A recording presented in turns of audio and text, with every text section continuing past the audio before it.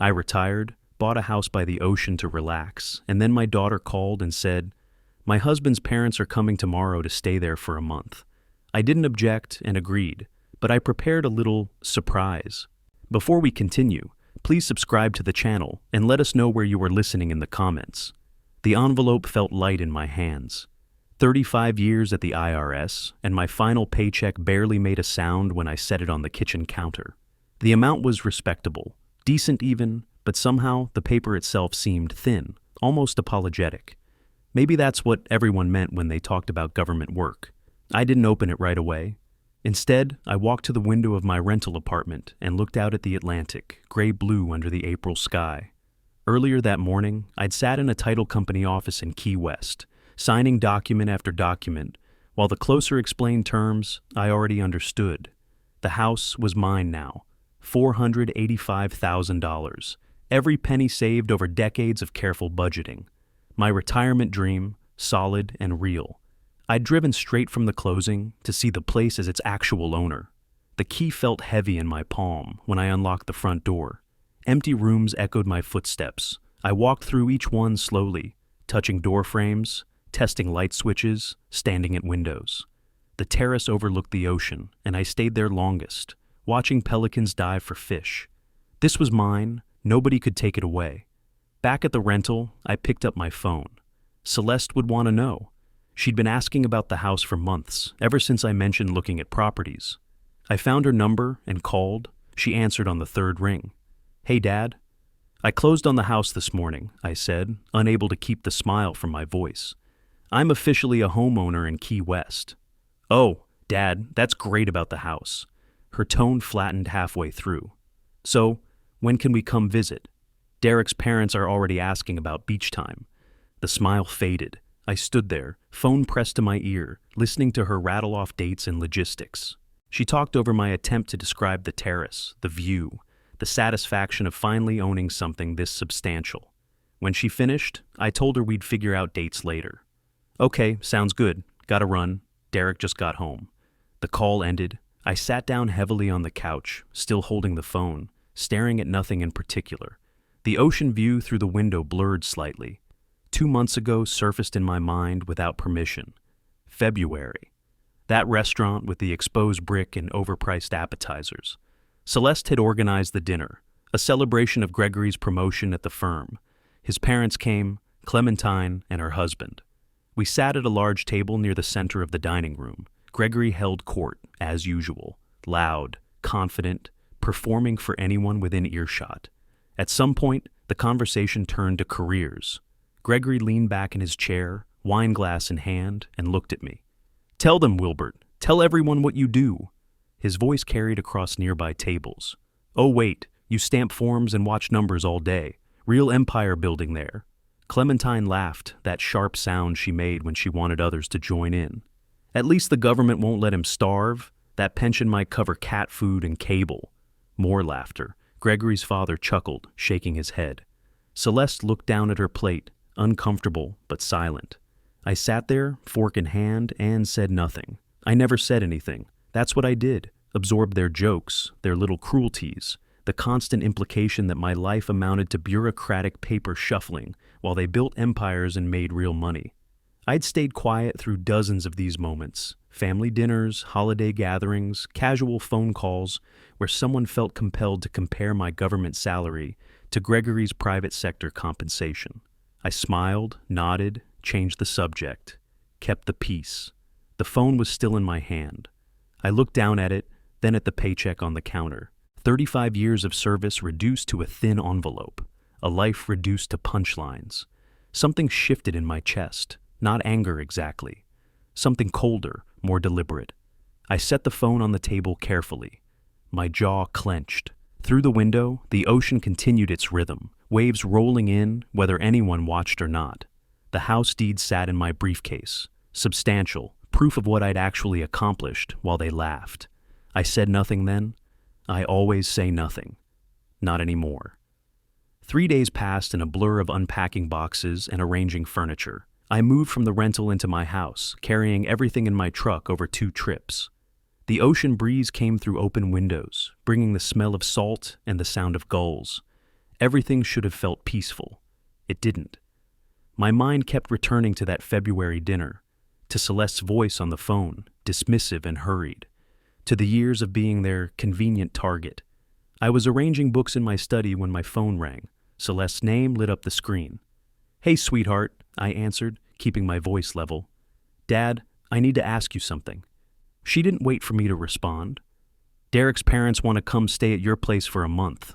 They've already bought tickets for next week, so you're okay with that, right?" I stood at the window, watching a sailboat cut across the horizon. My hand tightened on the phone. A month.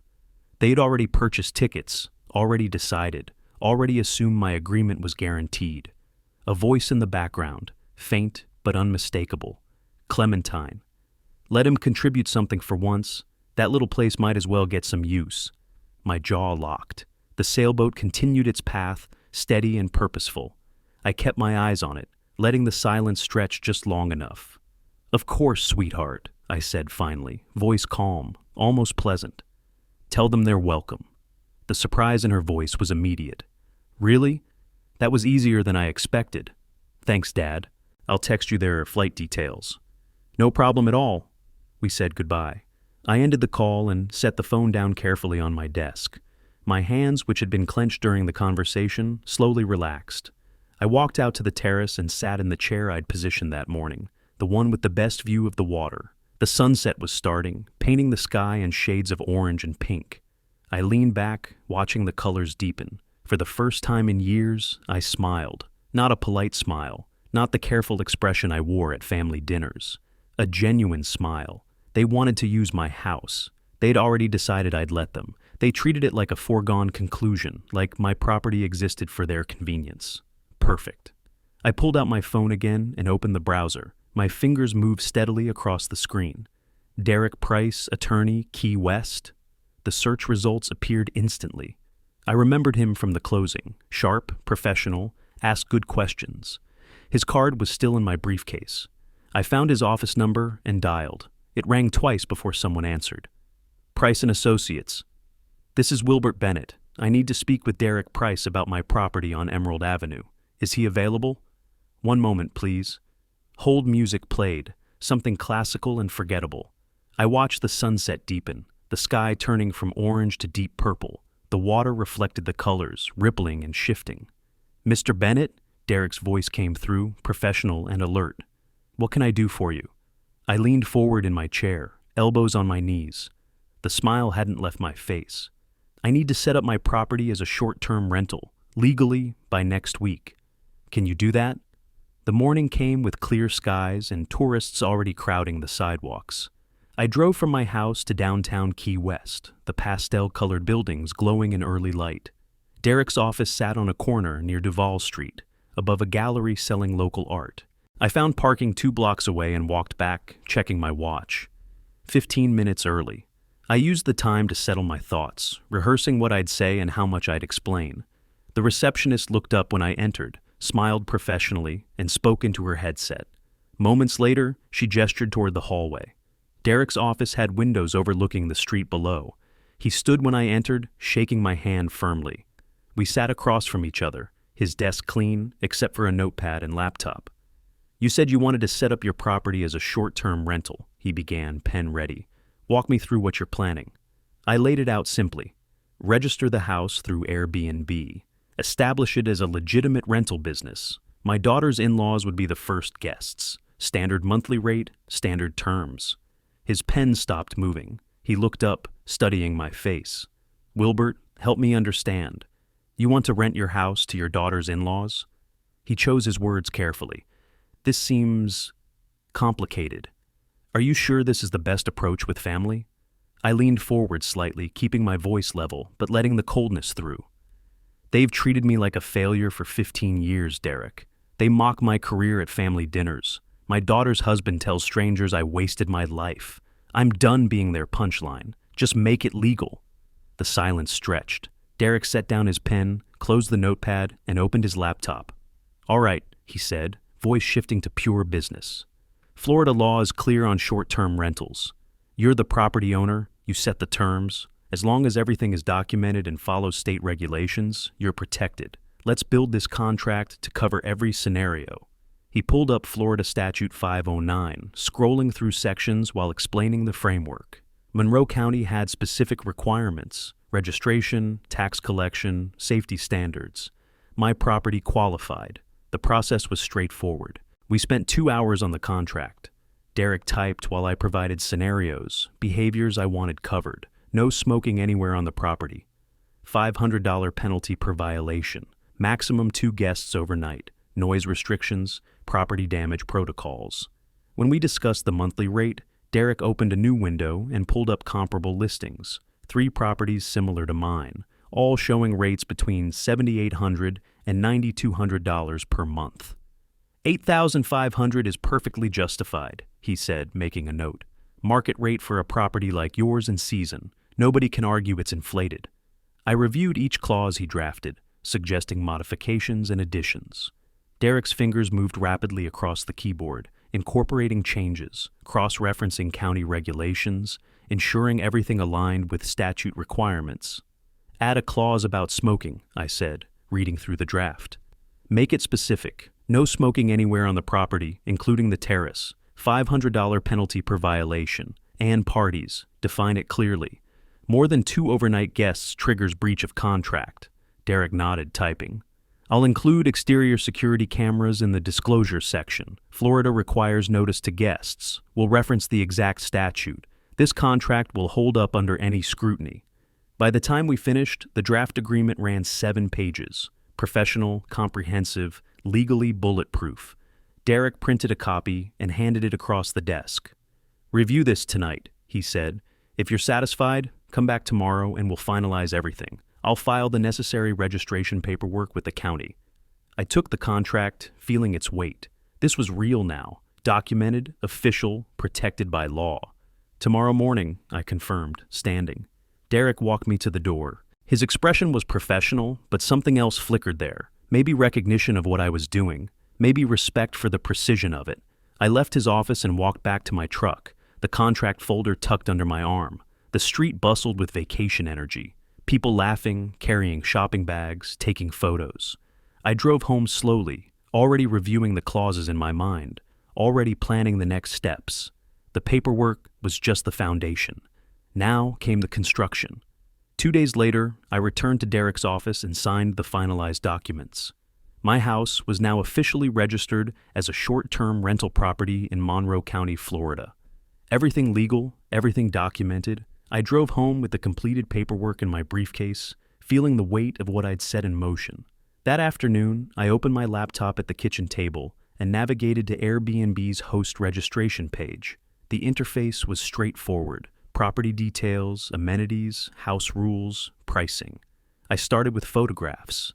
I moved through each room with my phone, taking dozens of shots. The ocean view through the living room windows, the updated kitchen with stainless appliances, the master bedroom's sliding doors opening onto the terrace. I adjusted lighting, tried different angles, made sure every photo showcased the property professionally. This wasn't my home anymore. It was a product. The listing description took longer. I borrowed language from other high-end Key West rentals, polishing each sentence. Then came the house rules section. I copied them directly from Derek's contract. No smoking, maximum 2 guests, quiet hours, no parties. I made the monthly rate prominent, $8,500.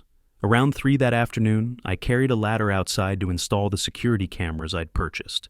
2 units, one covering the front entrance, another aimed at the driveway. I was mounting the first camera above the door when I heard footsteps on the sidewalk. New security system? I looked down. A man in his 60s stood at the edge of my driveway, sunglasses pushed up on his head. He had the relaxed posture of someone who'd lived in the Keys for years. Smart move in a vacation area, he continued. You renting this place out? I climbed down the ladder, wiping my hands on my jeans. Starting to. First guests arrive next week, my daughter's in-laws actually. He smiled, but it carried knowing weight. Vincent Reeves, I live 3 houses down. He extended his hand. I shook it. Former hotel manager, 20 years in the business. Word of advice? If you want legal protection, document everything. Every payment goes through official channels. Every rule gets written down and signed. Cameras like those? Make sure guests know about them up front. That's how you cover yourself. I absorbed this, nodding slowly. Everything documented, every rule in writing. I can do that. Vincent pulled a bottle of water from his pocket and offered it to me. I accepted, grateful for the break. Family rentals can get messy, he said, his tone casual but pointed. People think rules don't apply because they know you. That's exactly when you need the rules most. We talked for a few more minutes about Key West's rental market, county regulations, the tourist season. Then Vincent headed back toward his house, raising a hand in farewell. I finished installing the cameras, testing each angle, making sure they captured clear footage without invading interior privacy. That evening, I sat at my laptop again. The Airbnb listing was complete, photos uploaded, description polished, house rules prominent. I activated it, making the property publicly bookable.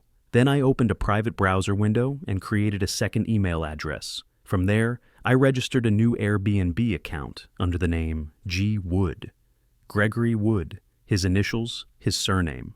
The system accepted it without question. I toggled between browser windows, my host account in one, the fake guest account in another. Using G. Wood's profile, I navigated to my own listing and booked it for 1 month. The dates aligned with Gregory and Clementine's arrival. The total came to $8,500 plus Airbnb's fees, roughly $9,800 charged to the guest account. I used a prepaid credit card to complete the transaction. The confirmation arrived instantly in both accounts, one showing payment received, the other showing payment sent. I'd lost money on platform fees, but that didn't matter. What mattered was the official record, the legally documented rental transaction. I opened my regular email and composed a message to Gregory, attached the booking confirmation PDF, kept the tone professional, almost cordial. Gregory, attached is your booking confirmation for the Key West house, 1 month starting April 23rd. I've registered the property as a short-term rental, so please review the guest guidelines in the attached document. Looking forward to hosting you and Clementine. Wilbert. My finger hovered over the send button for only a moment. Then I clicked it. The email disappeared from my outbox. Somewhere in cyberspace, it traveled to Gregory's inbox, carrying with it the booking confirmation, the house rules, the $8,500 charge processed through Airbnb's system. The trap was set. Now, I just had to wait. A week passed. I stood in the Key West airport arrivals area, watching passengers flow through the exit gates. Then I saw them, Gregory with his distinctive swagger, shoulders back like he owned the terminal. Clementine wore oversized sunglasses despite being indoors, pulling a floral carry-on behind her. I arranged my face into a welcoming smile, broader than any expression they'd seen from me in years. I waved. Gregory spotted me first. His eyebrows lifted slightly, surprise, maybe confusion. I walked toward them, arms spread. There you are. My voice carried enthusiasm I didn't feel. Welcome to paradise. Let me grab that bag, Clementine. Hope the flight wasn't too rough. Clementine surrendered her suitcase, studying my face like she was looking for cracks in a mask. You're certainly in a good mood. This isn't like you, Wilbert. What's the occasion? I took the handle of her bag and started toward the exit. Retirement agrees with me, and I'm happy to share this beautiful place with family. You'll love the ocean view from the terrace. The drive took 20 minutes. I narrated points of interest like a tour guide, best seafood restaurants, public beaches, where to catch the sunset. Gregory and Clementine exchanged glances in the rearview mirror, puzzled by my cheerfulness. I kept talking, kept smiling, my hands relaxed on the steering wheel. When we reached the house, I unlocked the front door with a flourish and ushered them inside. Their luggage went into the master bedroom. I demonstrated the thermostat, showed them how the kitchen appliances worked, pointed out the emergency shutoff for the water heater. From the counter, I retrieved a folder labeled Guest Information. Everything you need is in here, I said, handing it to Gregory. House rules, local recommendations, emergency contacts, Wi-Fi password. Make yourselves at home. Clementine walked through the living room, running her hand along the back of the couch. It looks smaller than the pictures you sent. And what's with all these cameras? Feels like we're being watched. I don't like it. I kept my tone pleasant, reasonable. Security cameras are standard for properties here. Lots of vacation homes in the area. They only monitor the exterior, driveway, front entrance. You'll never notice them. Think of it as peace of mind. Gregory flipped through the packet without really looking at it. Pages turned quickly under his thumb. He stopped at a page marked with an arrow sticker. "Where do I sign? Here?" He pulled a pen from his pocket and scrawled his signature across the line. "Okay, done. Now, when's the best time for beach access? Morning or afternoon?" I carefully slid the signed contract back into the folder, tucking it under my arm. The paper felt substantial, official. Mornings are usually calmer, afternoons get windy, but both are beautiful. I headed toward the door, keys jingling in my hand. "Everything you need is in that packet. House rules, local recommendations, my contact information. Don't hesitate to reach out if you need anything. Enjoy your stay." They barely looked up as I left. Through the window, I saw Clementine opening kitchen cabinets, inspecting the contents. Gregory was already on his phone. I drove 3 blocks away and pulled into a shopping center parking lot. The security camera app opened on my phone with a tap. 4 camera feeds appeared on the screen. Front entrance, driveway, terrace approach, side yard. All recording, motion sensors active, everything functioning perfectly. I sat there for a moment, watching the feeds. The house looked peaceful, undisturbed. Then Gregory appeared on the terrace camera. He held his phone to his ear, pacing. His mouth moved, talking to someone, gesturing with his free hand. The conversation lasted several minutes. When it ended, he disappeared back inside. 30 seconds later, Clementine stepped onto the terrace. She carried something in her hand. She raised it to her lips. A cigarette. She took a long drag, then flicked ash over the railing. Right beside the door was a sign, white letters on black background, clearly visible even through the camera feed. "No smoking anywhere on property." She took another drag, exhaled slowly, completely ignoring the sign 3 feet from her head. I watched her finish the cigarette and grind it out against the railing before going back inside. The evidence was captured, time-stamped, saved automatically to cloud storage. My phone buzzed with a different notification. Gregory's voice came through faintly. The terrace camera picked up audio within range. I turned up the volume. "Mike? Yeah, man. We're at this place in Key West." His voice carried that confident boom he used when making sales pitches. "You and Sarah should come down tomorrow. Bring the kids. We'll do a cookout on the terrace. Yeah, it's right on the water. Amazing setup." I saved the audio clip, closed the app, started the car. The trap had sprung. Now I just had to let them keep walking into it. The next morning, I sat in a cafe 3 miles from the house. My laptop was open in front of me, coffee cooling in its cup beside the keyboard. Tourists wandered past the windows, browsing shops, taking photos. I barely noticed them. My phone buzzed. Security alert. Motion detected. Unusual activity level. 6 individuals on property. I opened the camera app, expanded the feed to full screen. The terrace came into view. Gregory stood at the grill, beer in one hand, spatula in the other. 4 other adults lounged in deck chairs around him. 2 children ran across the lawn, chasing each other. Music played. I could see someone's phone connected to a portable speaker. My expression didn't change. I opened a new document on my laptop and started typing notes. Time, 11:47 a.m. 6 people visible. Contract specifies maximum 2 guests.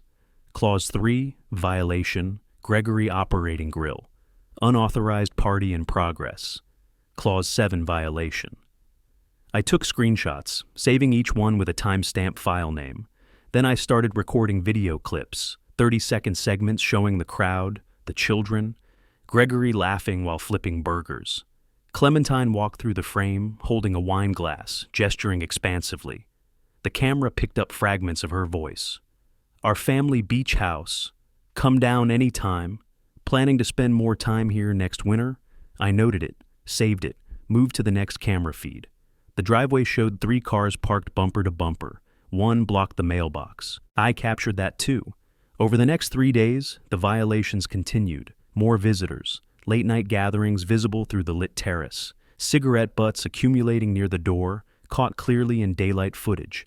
I documented everything, created folders by date, organized files by violation type, built a spreadsheet with columns for time, violation category, contract clause, and evidence file name. Column A, date and time. Column B, violation type. Column C, contract clause violated. Column D, evidence file name. The spreadsheet grew. 16 entries, 23, 31. On the morning of the third day, I logged into Airbnb's host portal. I navigated to the active booking under G Wood and opened the messaging interface. My fingers moved steadily across the keyboard. Dear guest, property management has identified multiple violations of your rental agreement. Security footage confirms 6 individuals on property on April 24th, exceeding the 2-guest maximum, contract clause 3. Smoking has been observed on the terrace despite signage and contract prohibition, clause 12. Unauthorized gathering took place April 24th, clause 7. Please immediately cease all violations or booking will be terminated with full payment retained per cancellation policy. Property management. I attached 3 screenshots: the barbecue crowd, Clementine smoking, the blocked driveway. I clicked send. The message delivered at 9:03 a.m.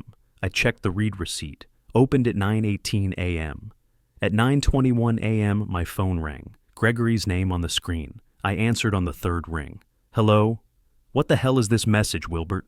His voice came through loud, aggressive, not bothering with greetings. Property management? Contract violations? Have you lost your mind? This is family. We're not guests, we're your daughter's family. You can't seriously... You signed a rental agreement, Gregory. I kept my voice cold, level, each word deliberate.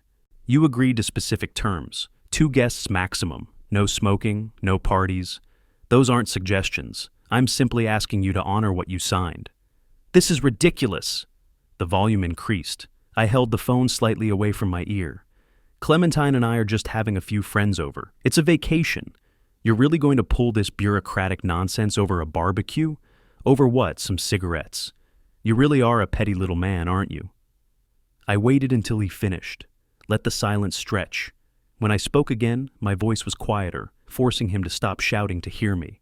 The contract specifies consequences for violations. I suggest you review the document you signed. The cameras are recording. Everything is documented. Follow the rules or face the cancellation terms. Your choice. He laughed, sharp and bitter. This is a power trip. You've always been jealous of people who actually succeed in life. We're ignoring this. You won't do anything. You never do. The line went dead. He'd hung up. I set the phone down on the table, took a sip of my coffee. It had gone cold, but I drank it anyway. On my laptop screen, the spreadsheet waited. 31 documented violations, hours of video footage, dozens of time-stamped photographs. Gregory thought I wouldn't do anything. He was wrong. 2 days after I sent the warning, they threw another party. Larger this time, louder. I sat at the cafe, watching the camera feeds as cars filled my driveway one after another. Portable speakers appeared on the terrace. Music started, bass heavy, volume cranked high enough that the camera audio distorted. The afternoon sun dipped toward the horizon. The party didn't slow. By 8 o'clock, I counted 12 people visible on the terrace. 8 vehicles crammed into the driveway and along the street. Someone had pulled out my outdoor grill again.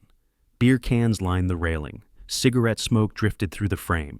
At 10:15, a text notification interrupted the camera feed. Vincent.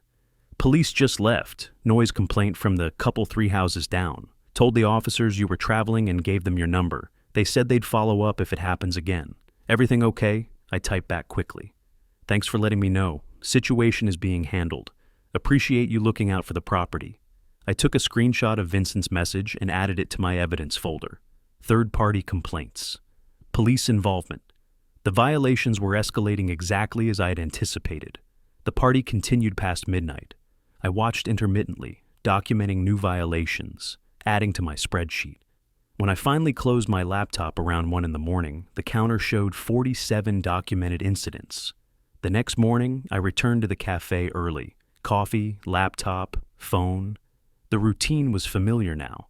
I opened Airbnb's host portal and navigated to the active booking under G Wood. The cancellation interface was straightforward. Reason for cancellation: guest violated house rules. A text box appeared requesting details. I typed methodically, referencing specific clauses, listing violation dates. Then I clicked Upload Supporting Evidence and selected my compiled folder. Videos, photos, timestamps, the police complaint, everything. The upload took 3 minutes. When it finished, a confirmation screen appeared. Review cancellation details. I read through each section. Guest will be notified immediately. Booking payment will be retained per host cancellation policy. Property access should be revoked within 24 hours. I clicked confirm cancellation. The screen refreshed. Booking canceled. Payment retained. Guest notified. It was done. $8,500, non-refundable. Gregory's booking terminated. My house legally reclaimed. I composed the eviction notice next, using language Derek had helped me draft days earlier. Formal, legally precise, citing Florida statutes, section 83 and 7. 24 hours to vacate. Failure to comply would result in sheriff involvement for unlawful occupancy. I sent it through both email and Airbnb messaging at 9 o'clock exactly. Then I opened my phone's dialer and called Gregory's number. 4 rings, voicemail. You've reached Gregory Wood. Leave a message and I'll get back to you when I can. I hung up without speaking, set a timer for 30 minutes. When it chimed, I called again. 4 rings, voicemail. I left a message this time. Gregory, this is Wilbert. You need to check your email and Airbnb messages immediately. This is time-sensitive and legally binding. Call me back. I reset the timer. The pattern continued through the morning. Call, voicemail, hang up, wait, call again. My call log grew, a long column of outgoing attempts to Gregory's number, each one creating a phone company record, each one proving I'd tried to communicate. By noon, I'd called 38 times. By 3 in the afternoon, 61. I varied my messages, keeping them brief and factual. Call 47. Gregory, this is Wilbert. Check your messages. This concerns your occupancy status. Call 72. Gregory, your reservation has been canceled. You have until 9 a.m. tomorrow to vacate the property. This is not negotiable. Call 89. Gregory, call 89. 24 hours from 9 a.m. this morning. I strongly suggest you return this call. The sun set. The camera feeds showed lights on inside the house. Movement in the windows. They were still there, completely unaware that everything had changed. I made my 94th call at 8:47 in the evening. 4 rings, voicemail. That same greeting I'd heard 93 times before. I hung up and set my phone on the table. My call log displayed an unbroken sequence of attempts, nearly 100 documented efforts to reach him, spread across 12 hours. No one could argue I hadn't tried to communicate. The eviction notice had been sent, the payment retained, the calls logged, the deadline set. Now I just had to wait for Gregory to finally look at his phone. The next morning, Gregory finally opened his phone. I know this because he called me at 7:30, and the first words out of his mouth were, "What the hell did you do?" I was sitting on the terrace of the house I'd rented across town, a small place, week to week, nothing fancy but functional, a safe distance from the conflict zone. My coffee sat on the table beside me, steam rising in the cool morning air. The ocean looked calm, almost glassy. A perfect day. "What the hell did you do?" Gregory's voice came through so loud I held the phone away from my ear, watching the screen vibrate with the force of his shouting. "You canceled our reservation? You kept the money? $8,000? This is theft. This is family betrayal. I'm calling my lawyer right now. You're going to regret—" I waited. Let him exhaust that first burst of rage. When he paused for breath, I spoke quietly, my voice deliberately low, forcing him to stop yelling to hear me. "Gregory, stop. You signed a rental contract. You violated multiple terms. Florida law is explicit. Short-term rental hosts can terminate for rule violations and retain payment. Airbnb's policy supports this. I have video documentation of 12 separate violations over 5 days. You ignored my warning. You ignored 94 phone calls. This is the consequence. You think I'm scared of your little threats?" His voice cracked slightly, desperation creeping in beneath the anger like water seeping through a crack in concrete. "I know lawyers, real lawyers, not paper pushers like you. This contract won't hold up. I'll sue you for everything. You're trying to steal from your own family, from Celeste's family." I took a sip of coffee, letting the silence hang for a moment, watched a pelican dive into the water offshore, emerging with a fish in its beak, life continuing its rhythms regardless of human drama. I spent 35 years as a federal inspector, Gregory. I know how to build a case. Every piece of evidence is time-stamped, backed up to cloud storage, and admissible in court. You had 6 unauthorized people on the property on April 24th. You violated noise ordinances. The police have a filed report. You smoked despite clear signage and contract terms. The contract you signed specifies these exact penalties. You have until 9 tomorrow morning to vacate. If you're still there, I'll contact the Monroe County Sheriff's Office for assistance with unlawful occupancy. Muffled sounds came through the phone, voices in the background, sharp and urgent. Then a rustling sound, and a new voice came through the speaker. "Wilbert, please." Clementine. Her tone had shifted dramatically, all the sharp edges smoothed away, replaced with something softer, almost pleading, the voice she used when she wanted something. "We're family. Can't we discuss this like adults? Surely there's some misunderstanding we can clear up. We didn't mean to cause any problems. We were just enjoying our vacation. Derek's been working so hard and we thought..."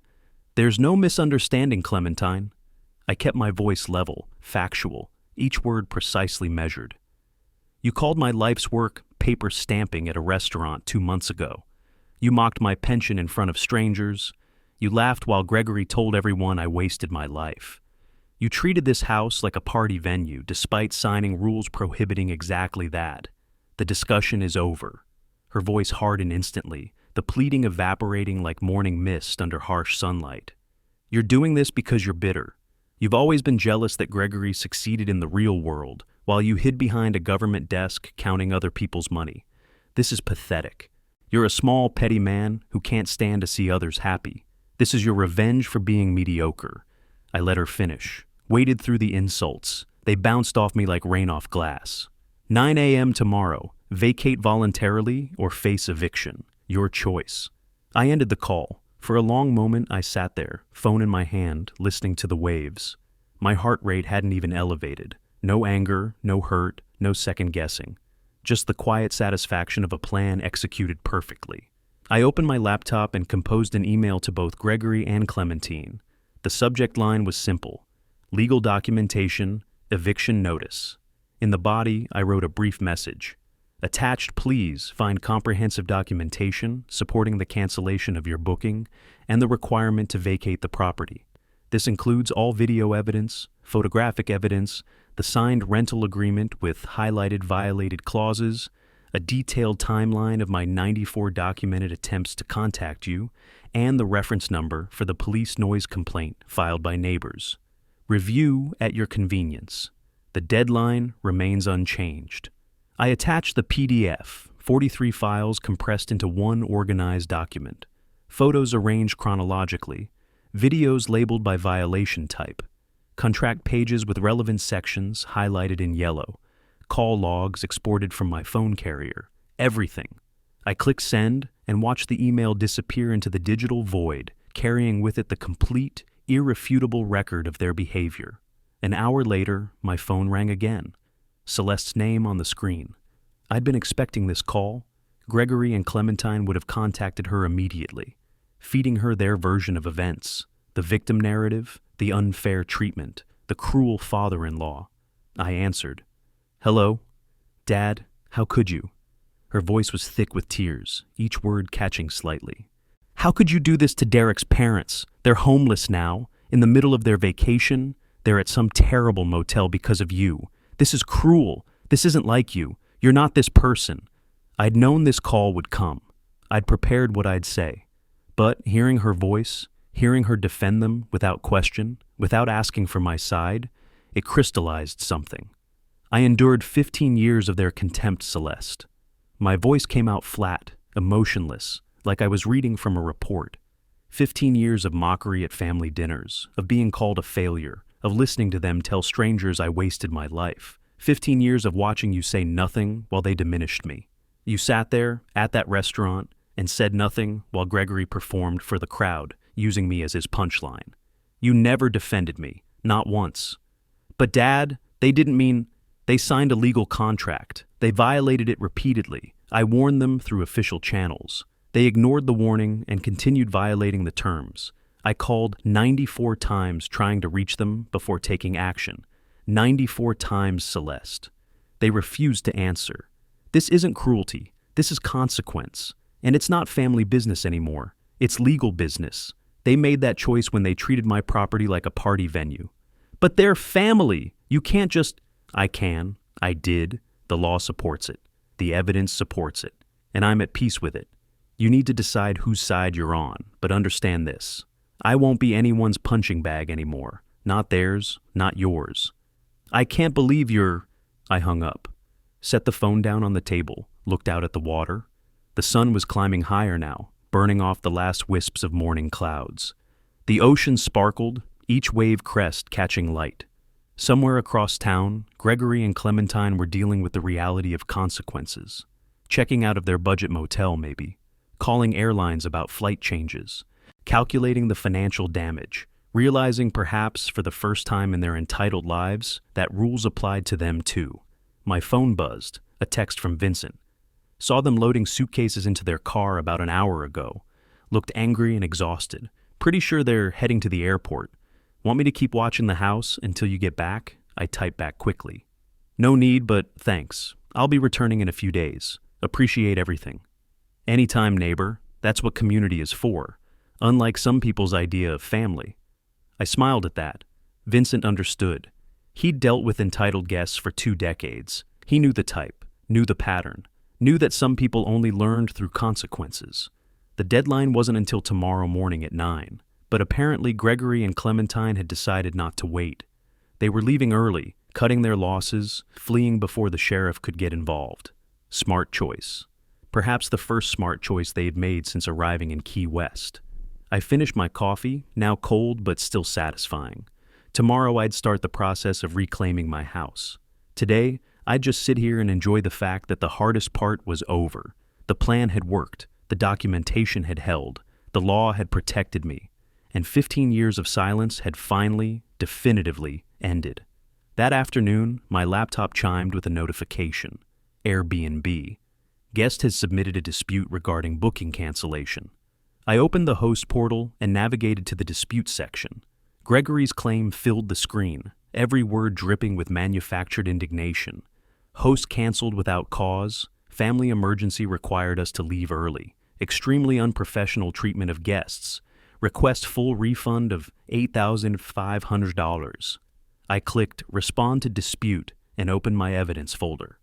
43 files, organized by date and violation type. I began uploading them one by one, watching the progress bar fill as each piece of documentation transferred to Airbnb's servers. The signed contract with Gregory's signature clearly visible. Videos of the parties with timestamps burned into the corners. Screenshots showing my 94 call attempts, each one logged with duration and time. The reference number for the police noise complaint Vincent had provided. Photos of cigarette butts scattered on the terrace with the no smoking signage prominently visible in every frame.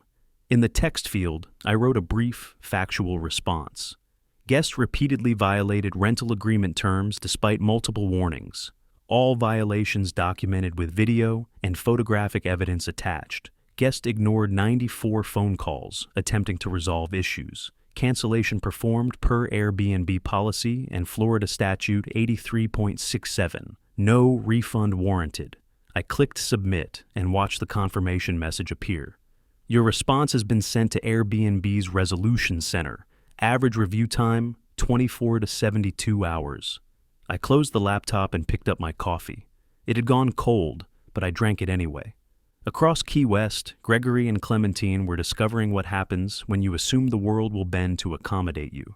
I knew this because Vincent texted me updates throughout the afternoon, each message painting a clearer picture of their desperation.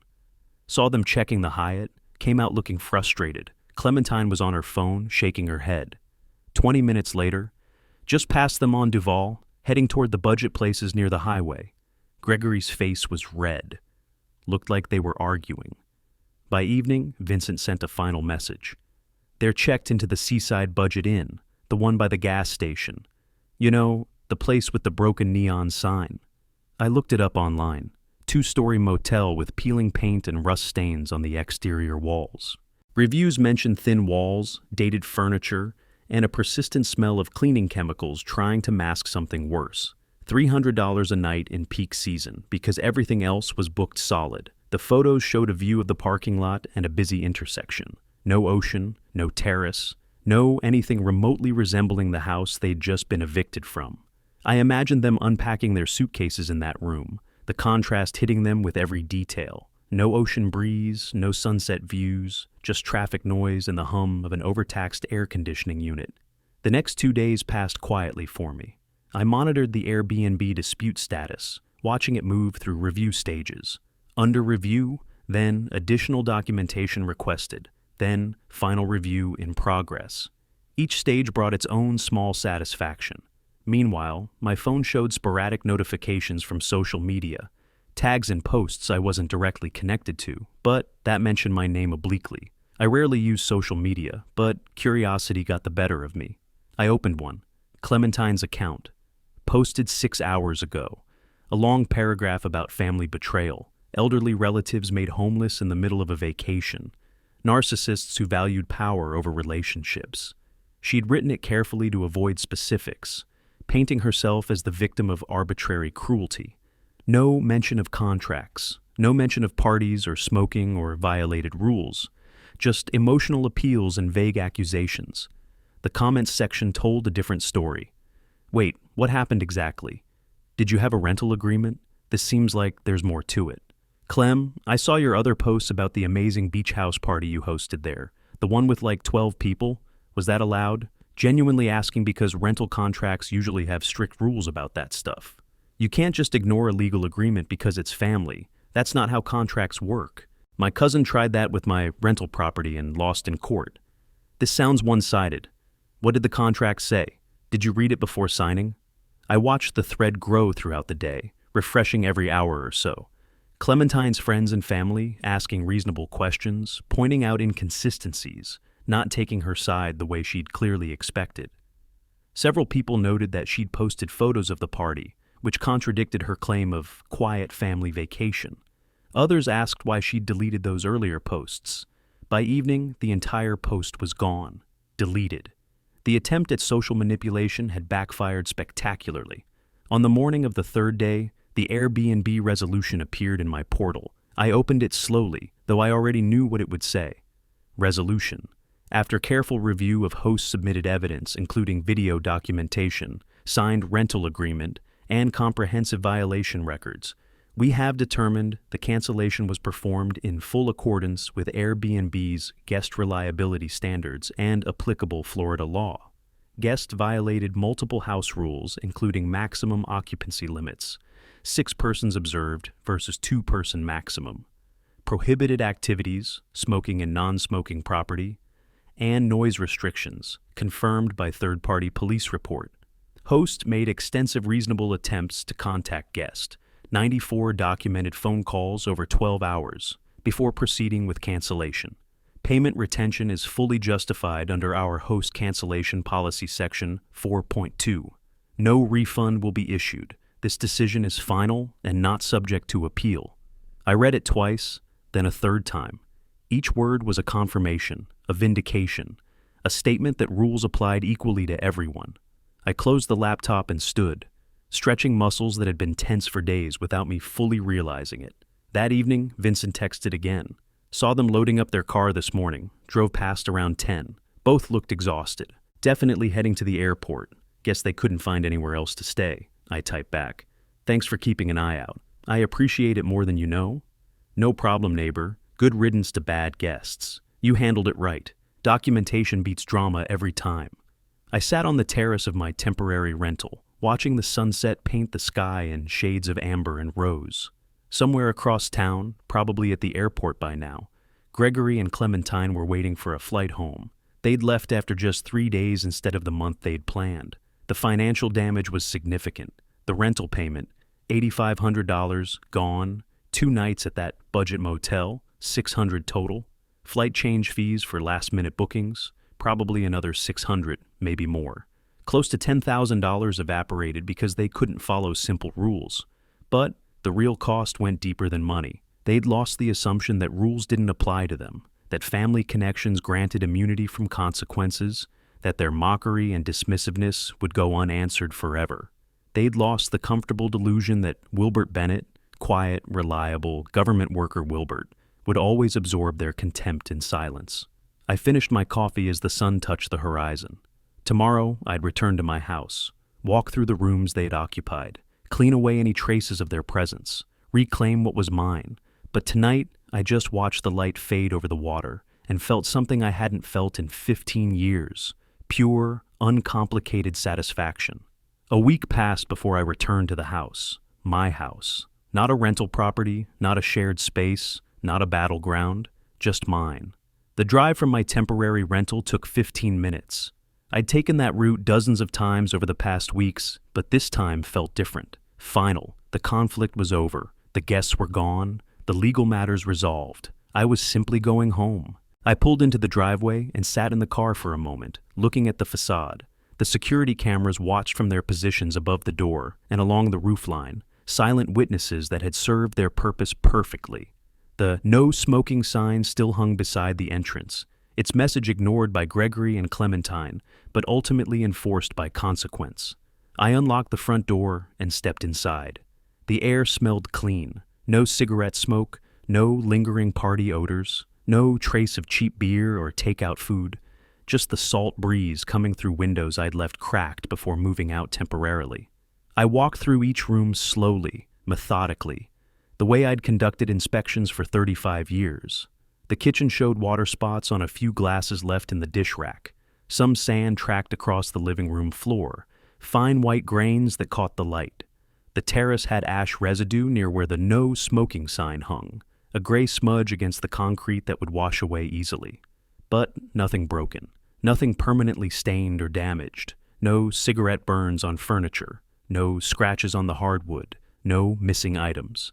They'd been careless and entitled, but not deliberately destructive. An hour of cleaning, maybe two, would restore everything to exactly how I wanted it. I opened the sliding door and stepped onto the terrace. The ocean stretched before me, endless and blue under the late morning sun. My chair sat exactly where I'd positioned it weeks ago, before this all began. I sat down slowly, feeling the familiar support of the frame, and looked out at the water.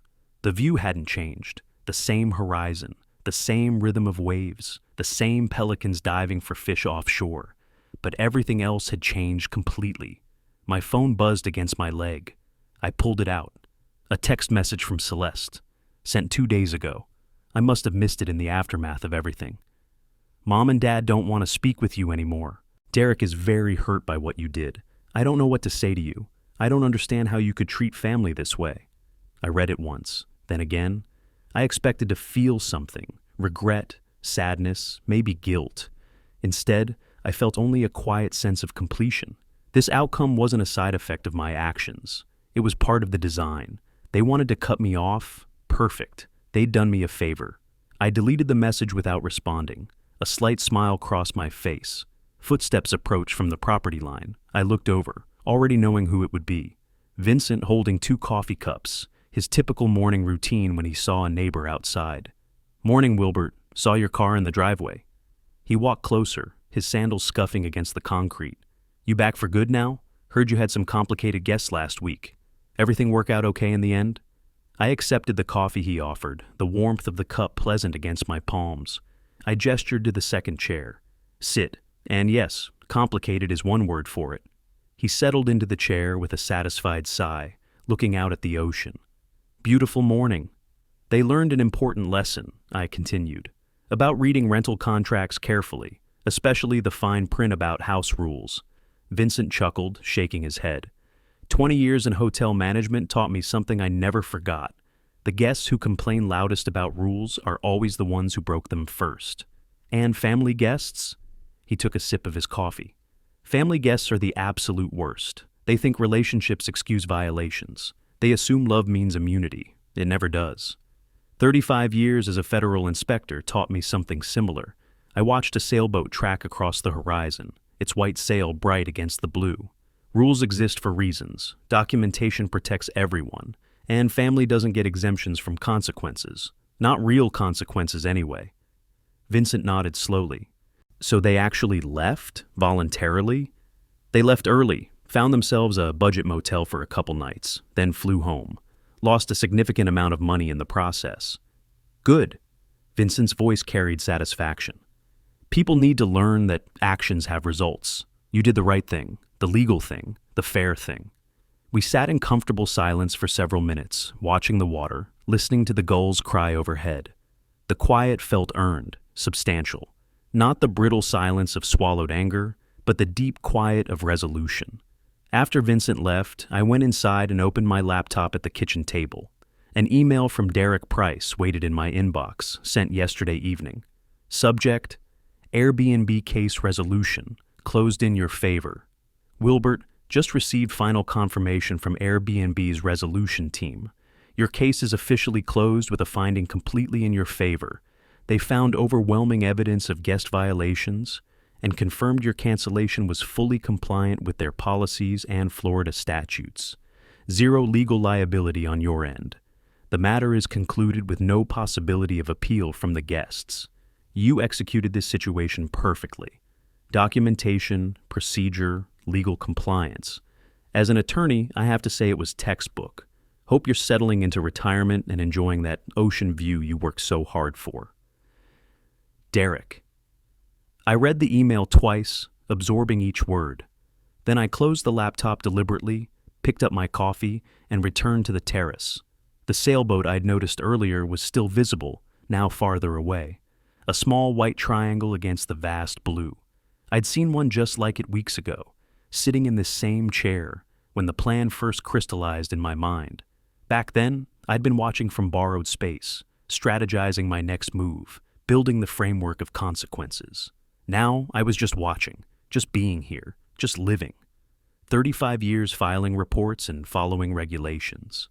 Gregory and Clementine had thought that made me weak, thought documentation was cowardice, that procedure was the refuge of men who couldn't act decisively. They'd mistaken patience for passivity, mistaken preparation for fear. But I'd learned something they never did, something they couldn't understand from inside their bubble of entitlement. Rules aren't suggestions, and consequences aren't optional. The law doesn't care about your confidence or your connections. It cares about documentation, evidence, signed agreements, violated terms. I didn't win with anger or revenge. I didn't need to shout or threaten or play power games. I won with knowledge, with preparation, with the same methodical, procedural approach that made me good at my job for 3.5 decades. The same skills they'd mocked at that restaurant dinner, the same career they'd dismissed as paper shuffling, had given me exactly what I needed to defeat them. They signed a contract, they violated it, they faced consequences. Simple, fair, just. The sun was setting now, earlier than I'd realized. Time had slipped away while I sat here, thinking, remembering, processing. The sky painted itself in shades of orange and pink and deep purple. The water reflected the colors, rippling and shifting with each wave. I raised my coffee cup slightly, a solitary toast to myself, to this moment, to finally being exactly where I wanted to be. Not just geographically in this house in Key West, but existentially.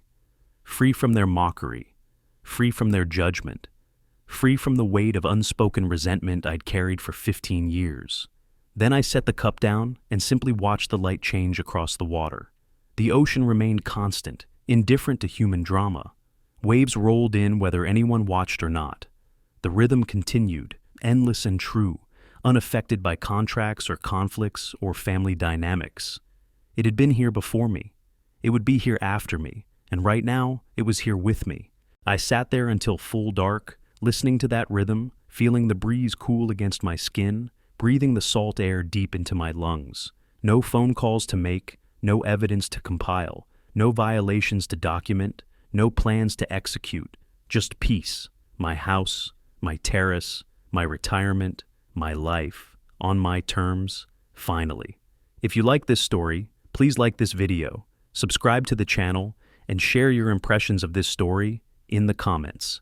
To listen to the next story, click on the box on the left. Thank you for watching.